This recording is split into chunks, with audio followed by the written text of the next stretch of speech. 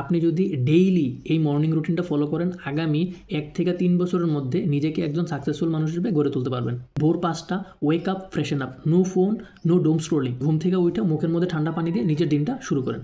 5:30 pray meditation, নামাজ পড়ার পরে ট্রাই করেন 10 মিনিট অর্থসহ কোরআন শরীফটা পড়ার জন্য। সকাল 6টায় exercise, move your body, jogging, walking, push ups, যে কোনো একটাই চলবে, সমস্যা নেই।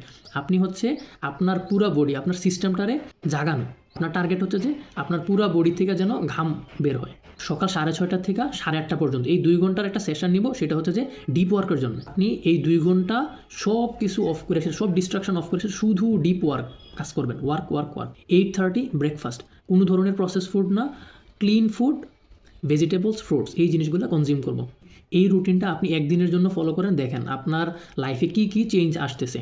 এই ভিডিওটাকে লাইক করে সেভ করে রাখতে পারেন। অনুরোধ থাকবে একদিনের জন্য হইলেও এই রুটিনটাকে নিজের লাইফে ট্রাই করে দেখেন। আপনি এই জিনিসটা দেখা অবাক হবেন যে কীভাবে 2 ঘন্টার ডিপ ওয়ার্ক আপনার সারা দিনের কাজ হচ্ছে যে কমপ্লিট করতে হেল্প করতেছে।